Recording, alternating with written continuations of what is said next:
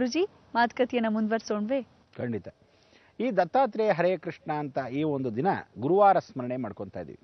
ನಿಮಗೆ ಇನ್ನೊಂದೇನು ಅಂದರೆ, ಈ ಗುರುದೋಷ ಪರಿಹಾರ ಮಾಡೋಕ್ಕೆ ಸಾಕಷ್ಟು ಜನಕ್ಕೆ ಪರಿಹಾರವಾಗಿ ಜೀವನದಲ್ಲಿ ಪ್ರತಿಯೊಬ್ಬನಿಗೂ ಹೊಟ್ಟೆ ನೋವು ಇರುತ್ತೆ, ಲಂಗ್ ಕ್ಯಾನ್ಸರ್ ಇರುತ್ತೆ, ಯಾವ ಕಾಲಕ್ಕೂ ಲಿವರ್ ಇನ್ವರ್ಟೆಡ್ ಆಗಿರುತ್ತೆ, ಎಷ್ಟೋ ಜನಕ್ಕೆ ಹೊಟ್ಟೆಯ ಕೆಳಭಾಗದಲ್ಲಿ ಮೂತ್ರಪಿಂಡ ವಿಸರ್ಜನೆ ಅಂದರೆ ಯಾವ ಕಾಲಕ್ಕೂ ಅದು ತೊಂದರೆಗಳಾಗಿರುತ್ತೆ, ಕಿಡ್ನಿ ಡಯಾಲಿಸಿಸ್ ಆಗದೇ ಇರತಕ್ಕಂಥ ಒಂದು ವಿಚಾರ ಇರುತ್ತೆ. ಇದನ್ನೆಲ್ಲ ಸಂಬಂಧಪಟ್ಟವಾಗಿರ್ತಕ್ಕಂಥ ವಿಚಾರಗಳೇ ಗುರು ಮಹಿಮೆ.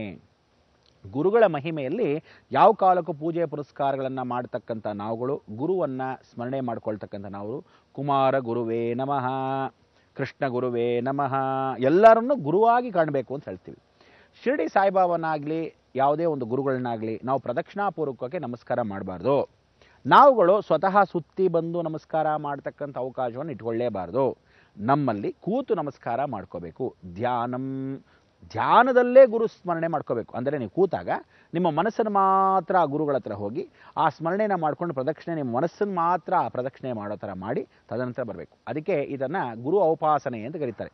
ಈ ಔಪಾಸನೆ ಮಾತ್ರ ಎಲ್ಲ ದೇವರುಗಳಿಗೆ ಮಾಡೋ ಹಾಗಿಲ್ಲ, ಗುರುಗಳಿಗೆ ಮಾತ್ರ ಮಾಡಬೇಕು. ಯಾವುದೇ ಒಂದು ಗುರುಗಳಿಗಾಗಲಿ ಮಂತ್ರಾಲಯಕ್ಕೆ ಹೋದಾಗ ಹೆಜ್ಜೆ ನಮಸ್ಕಾರ ಅಂತ ಹಾಕಬೇಕು, ಹೆಜ್ಜೆ ಗುರುಗಳ ನಮಸ್ಕಾರ. ಅದಕ್ಕೆ ಹೆಜ್ಜೆ ಗುರುತು ಅಂದರೆ ಗುರುಗಳು ಎಲ್ಲೆಲ್ಲಿ ಹೋಗ್ತಾರೋ ಅವರ ಹಿಂದೆ ಆ ಹೆಜ್ಜೆಗಳನ್ನು ನಾವು ಹಾಕ್ಕೊಂಡು ನಿಮ್ಮ ಗುರುಗಳೇ ನಿಮ್ಮ ಹಿಂದೆನೇ ಬರ್ತಾ ಇದ್ದೀವಿ ಅನ್ನೋ ಒಂದು ಕಲ್ಪನೆಯನ್ನು ನಾವು ಹೆಜ್ಜೆ ಗುರುತಿನ ನಮಸ್ಕಾರಗಳು. ಅದಕ್ಕೆ ಏನು ಮಾಡ್ತಾರೆ, ಒಂದು ಹೆಜ್ಜೆ ಒಂದು ನಮಸ್ಕಾರ, ತದನಂತರ ಯಾವ ಹೆಜ್ಜೆ ಇಟ್ಟಿದ್ರು ಅದರ ಪಕ್ಕದಲ್ಲೇ ಇನ್ನೊಂದು ಹೆಜ್ಜೆ ಇಟ್ಟು ಮತ್ತೊಂದು ನಮಸ್ಕಾರ, ಮತ್ತೆ ಇನ್ನೊಂದು ಹೆಜ್ಜೆ ಇಟ್ಟಾಗ ಇನ್ನೊಂದು ಕಾಲು ಮುಂದೆ ಹಾಕಿ ಆ ಕಾಲ ಪಕ್ಕದಲ್ಲೇ ಒಂದು ಹೆಜ್ಜೆ ಹಾಕಿದಾಗ ಇನ್ನೊಂದು ನಮಸ್ಕಾರ. ಹಾಗೆ ಪ್ರತಿಯೊಂದು ಹೆಜ್ಜೆಗೂ ಒಂದು ನಮಸ್ಕಾರವನ್ನು ಹೆಜ್ಜೆ ನಮಸ್ಕಾರ ಅಂತ ಪ್ರಾಕಾರ ಪೂರ್ತಿಯಾಗಿ ನಮಸ್ಕಾರ ಮಾಡೋದು ಗುರು ಹೆಜ್ಜೆ ನಮಸ್ಕಾರ. ಬಹಳ ವಿಶೇಷ ಇದು ರಾಘವೇಂದ್ರ ಸ್ವಾಮಿಗಳಿಗೆ. ದತ್ತಾತ್ರೇಯರಿಗೆ ಹೇಗೆ ಮಾಡಬೇಕು, ಪ್ರಾತಸ್ಮರಾಮಿ ಲಲಿತಾ ಅಂದರೆ ಪ್ರಾತಃ ಕಾಲದಲ್ಲಿ ಪಾದಕಾ ವಂದನೆ, ಸಾಯಂ ಸಂಧ್ಯಾಕಾಲೆ ವಂದಿತ ಅಂದರೆ ಸಾಯಂಕಾಲ ವಂದನೆ. ಈ ದತ್ತಾತ್ರೇಯ ಹರೇ ಕೃಷ್ಣ ಅಂದಾಗ ಇವ್ರನ್ನೆಲ್ಲ ಹೇಗೆ ಪೂಜೆ ಮಾಡಬೇಕು, ಜ್ಞಾನಾನಂದಮಯಂ ದೇವಂ ನಿರ್ಮಲಾ ಸ್ಫಟಿಕಾಕೃತಿಂ ಅಂದರೆ ಶಾಂತಿಯಾಗಿರೋ ವಾತಾವರಣದಲ್ಲಿ ಬೆಳಗಿನ ಜಾವ ಸಾಯಂಕಾಲ ಸಂಧ್ಯಾಕಾಲದಲ್ಲಿ ಬಹಳ ಶಾಂತಿಯಾಗಿರುತ್ತೆ. ಯಾವುದೇ ಉದ್ವೇಗ ಕೋಪ ಇಲ್ಲದೆ ಇರತಕ್ಕಂಥ ಸೂರ್ಯನಿರ್ತಾನೆ, ತಂಪಾದ ವಾತಾವರಣದಲ್ಲಿ ಇರ್ತಾನೆ. ಈ ತಂಪಾದ ವಾತಾವರಣದಲ್ಲಿರ್ತಕ್ಕಂಥವನಿಗೆ ಸ್ಮರಣೆನ ಮಾಡ್ಕೊಳ್ತಕ್ಕಂಥದ್ದು ಬಹಳ ಒಳ್ಳೆಯದು. ಸಾಯಂಕಾಲ ಪೂಜೆ ಪುನಸ್ಕಾರವನ್ನು ಮಾಡಬೇಕಾದ್ರೆ ನಾವುಗಳು ಶ್ರೀಧರಾಶ್ರಮಕ್ಕೆ ಹೋಗ್ತೀವಿ, ಶ್ರೀಧರ ಸ್ವಾಮಿಗಳ ಪಾದಕ್ಕೆ ನೋಡ್ತೀವಿ, ಸಾಯಂಕಾಲ ಪಾದುಕಾ ಪೂಜೆ ಅಂತ ಮಾಡ್ತೀವಿ. ಆ ಪಾದುಕಾ ಪೂಜೆ ನಮಸ್ಕಾರವನ್ನು ಮಾಡ್ತೀವಿ. ಆ ಪಾದುಕಾ ಪೂಜೆ ದಂಪತಿಗಳ ಸಮೇತ ಮಾಡ್ಕೊತೀವಿ. ಮಕ್ಕಳಿಗೆ ಅಕಸ್ಮಾತ್ ಸಂತಾನ ಲಭ್ಯವಿಲ್ಲದಿದ್ದರೆ ಆ ಮಕ್ಕಳಿಗೋಸ್ಕರ ಪೂಜೆ ಮಾಡ್ತಾರೆ. ವಿದ್ಯಾಭ್ಯಾಸ ಇಲ್ಲದರೆ ಅದೇ ಮಕ್ಕಳಿಗೋಸ್ಕರ ಪೂಜೆ ಮಾಡ್ತಾರೆ. ಯಾವುದಾದ್ರೂ ರೋಗ ರುಜಿನಗಳಿದ್ದರೆ ಸ್ನಾನ ಮಾಡಿ ಒದ್ದೇ ಬಟ್ಟೆಯಲ್ಲಿ ಅದೇ ಪಾದುಕಾ ಪೂಜೆಯನ್ನು ಮಾಡ್ತಾರೆ. ಎಷ್ಟು ಚೆನ್ನಾಗಿದೆ ಕಾಲ್ಪನಿಕ ಲೋಕ. ಅದಕ್ಕೆ ಜೀವನದಲ್ಲಿ ಪ್ರತಿಯೊಬ್ಬನಿಗೂ ಒದ್ದೇ ಬಟ್ಟೆ ಅಂತ ಯಾಕೆ ಪೂಜೆ ಮಾಡ್ತಾರೆ, ಹಾವುಗಳಿಗೆ ಅಂದರೆ ಕುಮಾರ ಗುರುವೇ ನಮಃ. ಕುಮಾರಸ್ವಾಮಿಯು ನೀರಲ್ಲಿ ಇದ್ದಾಗ ಅವನ ಒಂದು ಸಂಚಾರ ಸ್ವರೂಪದಲ್ಲಿ ಹಾವ ಸರ್ಪವಾಗಿದ್ದಾಗ ಅವನ ಕುಮಾರ ಗುರುವೇ ನಮಃ ಮಡಿ ಆಚರಣೆಯಿಂದ ಮಾಡಬೇಕು. ಅವನಿಗೆ ಕುಮಾರ ಸ್ಮರಣೆ ಮಾಡಿಕೊಂಡಾಗ ಸೃಷ್ಟಿ ಪೂಜೆ, ತದನಂತರ ವ್ಯಾಸ ಪೂಜೆ, ತದನಂತರ ನಾವೇನು ಮಾಡ್ತೀವಿ ಅಂಗಾರಕ ಪೂಜೆ, ತದನಂತರ ಗೋರಹ ಪೂಜೆ. ಗೋಹರಹ ಪೂಜೆ ಅಂದರೆ ಏನರ್ಥ, ಗೋವು ವರಹ ಸ್ವಾಮಿ ಎರಡನ್ನ ಸ್ಮರಣೆ ಮಾಡ್ಕೊಳ್ತಕ್ಕಂಥ ಪೂಜೆ. ಅದನ್ನು ಬೆಳಗಿನ ಜಾವದಲ್ಲಿ ಗೋವು ಒಂದು ಹಸು ಪೂಜೆ ಮಾಡಿ ವರಹ ಸ್ವಾಮಿಯ ವಿಗ್ರಹವನ್ನು ಇಟ್ಟು ಅದಕ್ಕೆ ಪೂಜೆ ಮಾಡಬೇಕು. ಹೇಗೆ ಹರಳೆ ಎಣ್ಣೆಯಲ್ಲೇ ದೀಪವನ್ನು ಇಟ್ಟು ಸ್ಮರಣೆ ಮಾಡಿಕೊಂಡಾಗ ಸುಬ್ರಹ್ಮಣ್ಯನ ಔಪಾಸನೆ ಆಗುತ್ತೆ. ಇದು ಬಹಳ ಚೆನ್ನಾಗಿರುತ್ತೆ. ಈ ಪೂಜೆಯ ವಿಧಾನವನ್ನು ಮಾಡಿದಾಗ ಕುಮಾರ ಗುರುವೇ ನಮಃ ಸ್ಮರಣೆ ಪೂಜಾಮಿ. ಅದಾಮೆ ಕೃಷ್ಣಂ ವಂದೇ ಜಗದ್ಗುರು. ಕೃಷ್ಣಂ ವಂದೇ ಜಗದ್ಗುರು ಅಂದರೆ ತಿಂಡಿ ತೀರ್ಥಗಳನ್ನು ಮಾಡಿ ಅವನಿಗೆ ಔಪಾಸನೆಯನ್ನು ಮಾಡ್ಕೋಬೇಕು. ತಿಂಡಿಗಳನ್ನು ಮಾಡಿದಾಗ ವನಭೋಜನ, ನೀವುಗಳೇನು ಅಕಸ್ಮಾತ್ ಕೃಷ್ಣ ಲೀಲೆಯನ್ನು ಆಡಬೇಕು. ಹೇಗೆ, ಕೃಷ್ಣನಿಗೆ ಇವಾಗ ತಾನೇ ಹುಟ್ಟಿದಾನೆ ಅಂದಾಗ ಅವನಿಗೆ ಬೇಕಾಗಿರ್ತಕ್ಕಂಥ ಬೆಣ್ಣೆ ಅದನ್ನೆಲ್ಲ ಮಾಡಬೇಕು, ನೈವೇದ್ಯವನ್ನು ಮಾಡಬೇಕು. ಆ ಬೆಣ್ಣೆನ ನೈವೇದ್ಯ ಮಾಡಿರತಕ್ಕಂಥ ಪ್ರಸಾದವಾಗಿ ತಿನ್ನಬೇಕು. ಹಬ್ಬ ಕೃಷ್ಣ ಹುಟ್ಟಿದ ಅಂತ ಒಂದು ಸಂತೋಷ ಆದಂಬ ನೀವು ಆ ಸಮಾರಂಭ ಇಟ್ಕೋಬೇಕು. ತದನಂತರ ಕೃಷ್ಣ ಸ್ವಲ್ಪ ದೊಡ್ಡವನಾದ, ಬೆಣ್ಣೆ ಕದ್ದ ಅಂತ ಓಡಾಡ್ತಾ ಇದ್ದ ಸಮಯದಲ್ಲಿ ತಿಂಡಿ ತೀರ್ಥಗಳು ಆವಾಗ ಕುಚೆಲ್ಲ ಅವಲಕ್ಕಿಯನ್ನು ತಗೊಂಡು ಎಲ್ಲರಿಗೂ ಹಂಚ್ತಾ ಇರ್ತಕ್ಕಂಥದ್ರಲ್ಲಿ ಆ ಉಪಾಸನೆಯನ್ನು ಮಾಡ್ಕೋಬೇಕು. ತದನಂತರ ಸ್ವಲ್ಪ ಬೆಳೆದು ನಿಂತಾಗ ಕೋಲಾಟವನ್ನು ಆಡ್ತಾ ಇದ್ದಾನೆ, ಸರಿ ಭಾಳ ಚೆನ್ನಾಗಿ ಗೋಪಿಕಾಸ್ತ್ರೀ ಸಮೇತವಾಗಿ ನೀವೆಲ್ಲ ಗೋಪಿಕಾಸ್ತ್ರೀ ಸಮೇತವಾಗಿ ಒಂದು ಸಂಕಲ್ಪ ಮಾಡಿಕೊಂಡು ನಾವುಗಳು ಆ ನಾಟ್ಯವನ್ನು ಆಡಬೇಕು. ಆಗ ಕೃಷ್ಣ ಒಂದೇ ಜಗದ್ಗುರು ಅಂತ ಕೃಷ್ಣನಿಗೆ ಏನೋ ಉಪಾಸನೆ ಬೇಕು ಎಲ್ಲವನ್ನು ಮಾಡ್ತೀವಿ. ಅದಾದ ಮೇಲೆ ಸಾಯಂ ಸಂಧ್ಯಾಕಾಲದಲ್ಲಿ ಗೋಪೂಜೆ ಅಂತ ಹೇಳ್ತೀವಿ. ಆ ಗೋಪೂಜೆ ಅಂದರೆ ನಾವಿನ್ನೇನು ಗೋಧೂಳಿ ಲಗ್ನ ಅಂತೀವಿ. ಹಸುಗಳೆಲ್ಲ ತನ್ನ ಮನೆಗೆ ಬರೋ ಸಮಯದಲ್ಲಿ ಲಕ್ಷ್ಮೀ ನಾರಾಯಣ ಪೂಜೆಯನ್ನು ಮಾಡ್ಕೊಳ್ಳೋ ಸಮಯ.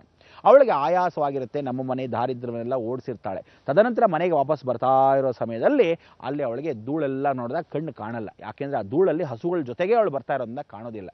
ಈಗ ಶಾಂತಿಯಲ್ಲಿ ನೆಲೆಸಿದೆ ಅಂದಾಗ ನಾವು ಹೊಸಲ ಮೇಲೆ 2 ದೀಪಗಳನ್ನು ಇಡಬೇಕು. ಆ ದೀಪಗಳು ಮನೆ ಒಳಗಲ್ಲ, ಮನೆ ಹೊರಗಲ್ಲ. ಹೊರಭಾಗದಲ್ಲಿಗಿಂತ ಮಧ್ಯೇನ ಸ್ಥಿರ, ಹೊಸಲ ಮೇಲೆ 2 ನಿಂಬೆಹಣ್ಣು ದೀಪ, ಮೊದಲೇ ಪಾನಕ ಮಾಡಿ ಇಟ್ಕೊಂಡಿರೋ ನಿಂಬೆಹಣ್ಣಿಗೆ ತುಪ್ಪ ಹಾಕಿ ರೆಡಿ ಮಾಡಿ ಇಟ್ಕೊಂಡು ತಿರುವು ಹಾಕಿ ಇಟ್ಬಿಡ್ಬೇಕು. ಅದನ್ನು ಆ ಬತ್ತಿಗಳನ್ನು ಸಮೇತವಾಗಿ ಇಲ್ಲಿ ಇಟ್ಟು ಆ ದೀಪಗಳನ್ನು ಎರಡನ್ನೂ ಇಲ್ಲಿ ಹಚ್ಚಿ ಸ್ಮರಣೆ ಮಾಡ್ಕೋಬೇಕು. ಆಗ ಸ್ಮರಣೆ ಮಾಡ್ಕೊಂಡ ತಕ್ಷಣಕ್ಕೆ ಏನಾಯಿತು, ಲಕ್ಷ್ಮೀ ಪೂಜೆಯನ್ನು ಗೋಧೂಳಿ ಲಗ್ನದಲ್ಲಿ ಹಸುವನ್ನು ಮನೆ ಕಡೆ ತಿರುಗಿಸಿ, ಅಂದರೆ ಹಸು ಬಾಲ ನಮ್ಮ ಮನೆ ಕಡೆ ನೋಡಬೇಕು, ಹಸು ಮುಖ ಆ ಕಡೆ ಭಾಗ ನೋಡಬೇಕು. ಆ ಗೋಧೂಳಿ ಲಗ್ನದಲ್ಲಿ ಹಸು ಪೂಜೆ, ಹೊಸಲು ಪೂಜೆ, ಹಸು ಪೂಜೆ, ಹೊಸಲು ಪೂಜೆ, ಈ ರೀತಿ ಒಂದು ಪ್ರದಕ್ಷಿಣೆ ಮಾಡಿ ತದನಂತರ ಅರ್ಘ್ಯವನ್ನು ತುಳಸಿಗೆ ಕೊಡಬೇಕು. ತುಳಸಿಗೆ ಏಕೋಭಿರಾಮ, ದ್ವಯಾಭಿರಾಮ, ತ್ರಯಾಭಿಕೃಷ್ಣ ಅಂತ ಹೇಳಿ ಹಾಕಬೇಕು. ಆವಾಗ ಕೃಷ್ಣ ಕೃಷ್ಣ ಹರೇ ಕೃಷ್ಣ, ಕೃಷ್ಣ ಕೃಷ್ಣ ಹರೇ ಹರೇ, ಹರೇ ರಾಮ ರಾಮ ರಾಮ ಹರೇ ಹರೇ ಅಂತ ಹೇಳಿ ಆ ಸ್ಮರಣೆಯನ್ನು ಮಾಡಿಕೊಂಡಾಗ ರಾಮಕೃಷ್ಣನ ಸ್ಮರಣೆಯನ್ನು ಸಂಧ್ಯಾಕಾಲದಲ್ಲಿ ಗೋಧೂಳಿ ಲಗ್ನದಲ್ಲಿ ಮಾಡಿಕೊಂಡಾಗ ಗೋಪೂಜೆ. ಹೀಗೆ ಗುರುವಂದನೆ ಅಂದರೆ ಈ ಒಂದು ಪ್ರಕಾರದಲ್ಲಿ ಮಾಡಿದಾಗ ನಮಗೆ ಸಾಕಷ್ಟು ಗುರು ಅನುಗ್ರಹವನ್ನು ಆಗ್ತಕ್ಕಂಥ ವಿಚಾರಗಳು ಇಲ್ಲಿ ನೀವು ತಿಳ್ಕೋಬೇಕು. ಇನ್ನು ಈ ಕಾರ್ಯಕ್ರಮದ ರೂಪುರೇಖೆಗಳು ಸಾಕಷ್ಟು ವಿಚಾರವಾಗಿ ಇನ್ನೇನು ಇದೆ ಸಂಕ್ರಾಂತಿ ಸಮಯದಲ್ಲಿ ಬಹಳ ವಿಶೇಷವಾಗಿ ಬರ್ತಕ್ಕಂಥದ್ದು. ಅಂದರೆ ವಿಶೇಷ ಅಂದರೆ ನಿಮಗೆಲ್ಲರಿಗೂ ಇನ್ನೇನು ಹೇಳ್ತಾ ಇದ್ದೀನಿ, ಯಮಶಾಸನ ಅಂತ. ಆ ಯಮಶಾಸನ ಕೃಷ್ಣಾಂಜನ ಸ್ವರೂಪದಲ್ಲಿ ಕೃಷ್ಣ ರಹಸ್ಯಂ, ಶ್ರೀಕೃಷ್ಣ ರಹಸ್ಯದಲ್ಲಿ ನಾವುಗಳು ಬರ್ತಕ್ಕಂಥದ್ದು ಆ ಯಾತ್ರೆಯನ್ನು ಮಾಡ್ತೀವಿ. ಶ್ರೀಕೃಷ್ಣ ರಹಸ್ಯ ಏನೇನಿದೆಯೋ ಅದನ್ನೆಲ್ಲ ತಿಳಿಸ್ಕೊಡ್ಬೇಕು. ಹೇಗೆ ಎತ್ತ ಪಾಂಡವರು ಸಮೇತವಾಗಿ ಕೃಷ್ಣ ಪರಮಾತ್ಮನು ಎಲ್ಲೆಲ್ಲಿ ಹೋದ, ಪಾಂಡವರು ಹೋದಲ್ಲಿ ಕೃಷ್ಣ ಜೊತೆಗೆ ಇದ್ದ, ಕೃಷ್ಣನ ಇದ್ದಲ್ಲಿ ಪಾಂಡವರ ಸ್ಮರಣೆ ಇದ್ದೇ ಇತ್ತು. ಆದರೆ ಇವರೆಲ್ಲ ಎಲ್ಲಿ ಹೋದರು, ಆಗ ಅವರು ಹೋಗಿರ್ತಕ್ಕಂಥ ವನವಾಸದಲ್ಲಿ ಒಂದು ಅಜ್ಞಾತವಾಸವಿತ್ತು. ಆ ಅಜ್ಞಾತವಾಸದಲ್ಲಿ ಅವರು ಯಾರಿಗೂ ಕಾಣದಿದ್ದಾಗಿರಬೇಕು.